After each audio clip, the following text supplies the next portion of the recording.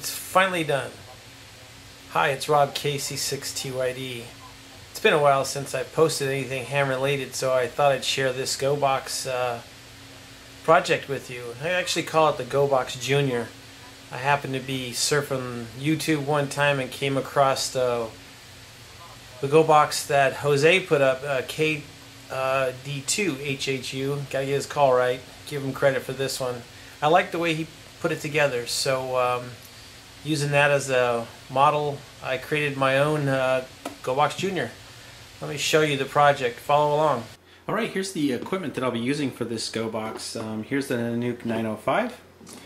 I got it in this bright lime color. Can't lose it, I guess. At this point I'm not putting any foam insert for this particular design, but we'll see what happens.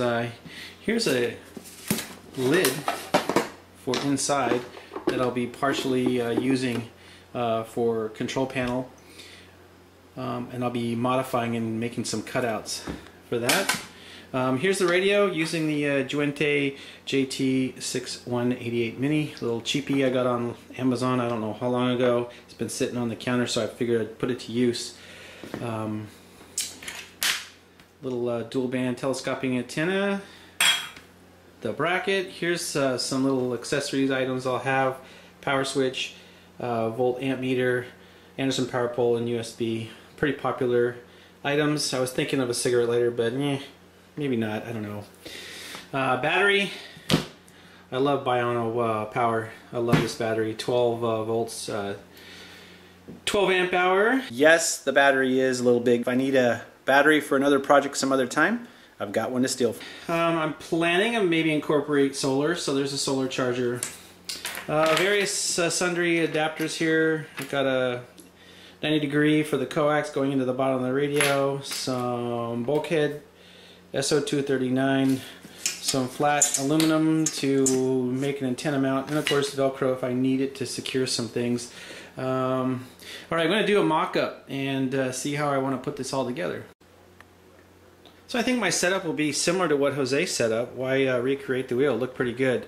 So I'm thinking of putting the radio right here. The problem I'm seeing is that I was trying to avoid screwing anything into the plastic box itself. I'm trying to avoid any kind of holes. But just based on the contour of the box, it doesn't want to fit flush. I was thinking of just using some thick Velcro, but my experience is after a while the Velcro adhesive starts to wear and I'll still have a problem. Otherwise I'd have to get some kind of shimming or molding. So I think what I'm going to do is just end up maybe using the bracket that comes with it and using the screws from the inside and using some spacers so it's flush and straight. We'll see what happens there. So I used some cardboard just to make the mock-up before I actually cut the plate that goes over this. And this void here will contain the antenna, speaker, mic, and anything else that can fit in there. Assuming I don't close off this area underneath, I'll have a little bit of space under the wiring to hide some things. So not rocket science, not how pretty this is going to look, but hey, it's a ham radio project, can't go wrong. I've gone ahead and put a little shim between the bracket and the case where there was some dead space, you might say, and then I put some Velcro down to see if the Velcro would do the trick. And even with the Velcro there's a little slop, and I don't know, that kind of annoys me. So I think I'm going to end up just getting some black screws to keep with the theme here and see if I can just put a couple through the outer case and hold that bracket in tight. Okay, I've gone ahead and removed the Velcro because it was just too wobbly, and measured out some bolts, cut them appropriately or drilled them, and actually looks pretty good here. Enough clearance to close. I've gone ahead and marked up the faceplate here with where the buttons and gauges will be, to get a rough idea of what room I'll have. Here's a little faceplate that I ended up modifying.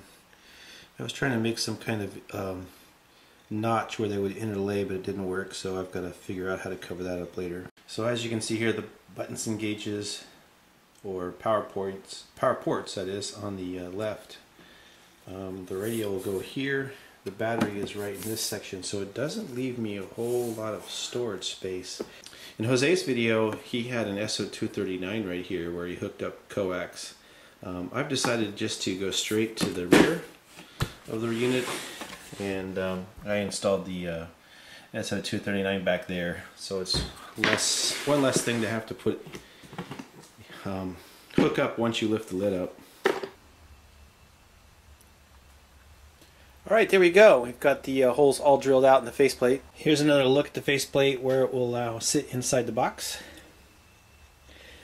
Now, I'm going to try to design this so all the wiring from the gauges and switches here, power ports, whatever, are actually attached to the bottom of this plate. Maybe use some hot glue or something. And the only thing that will detach, in other words, I can take this plate completely out and just have one Anderson power pole to get rid of the whole thing. That makes it easier for any kind of maintenance or whatever. Before I do that, however, you'll notice that this faceplate looks frosted. You can't see through it. That's because it still has its protective covering on it right here. It actually will look like that. I don't want to be able to have people see through that and see all the ugly wiring and stuff when it's all said and done. So what I'm going to do is use this frosted glass paint kind of effect, and what I'll do is I'll try it on this piece here first and see what it looks like. Okay, I've used this scrap here to put 3 coats of the frost on, and it doesn't make it dark enough. You can still see through it if you get something right up close. I think I'm just going to go with black. And voila, there we go. Not too bad. I think the wiring is going to probably be the longest part of this project. So the electrical is all done, and some of the fabricating I was trying to do here didn't work out very well. Oh well. I think if I had to do something different, since I can't get a panel mount that has 4 vertical, or just not use the plate at all, just put it directly onto the plexiglass and not worry about the plate, but oh well. Lessons learned. Alright, so as you recall, I did paint the underside black so you can't see through it, because this is what's underneath, all the wiring. And I kind of used some black graphers tape there just to kind of tuck the wires out of the way, so when it's in this position in the box, it's kind of like out of the way. So the only wires that come out now are 2 as it ends up. I have one Anderson power pole, hard to see in there, here for the battery. The other one is for the radio, which will go here. The GoBox Jr is finally all done. After a few weeks here, I could only work on it a little bit at a time. So here it is. 10 pounds at the most, maybe. I don't know, give or take. This is was my expectation of how this would work. It's mainly just a 2-meter 440 for quick deployment, and that was it. No bells, no whistles, really. It's in a Nook 905 case, and ba-bam, there we go. This right here is a little telescoping antenna, the microphone, the outside bracket. Right in this space here is where everything kind of gets stored. The outside bracket here for this telescoping antenna is meant to go right on the Velcro on the back of the lid. This will get plugged into SO239 in the back.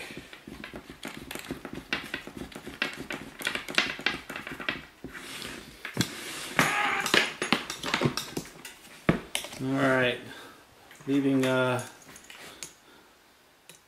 this bracket here available to screw on this telescoping antenna for the connection there.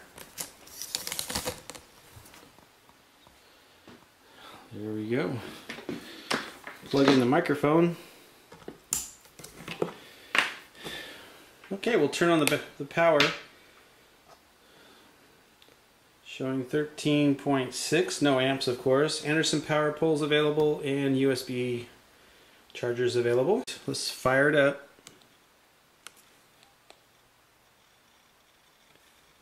Ooh, there we go. Bam! And we're on the air. Let's give it a shot here. See if nobody's on the repeater. Do a little power check. KC6 TYD. Welcome to N6NFI repeater TL 100 Hertz.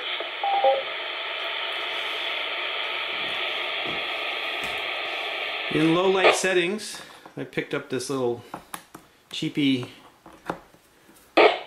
USB light right here. I guess could be used. I don't know, there's various sundry different ways you can set this up. 100 different YouTube videos of this particular type of setup, but this is what I chose and it seemed to work out. Hey, thanks for watching.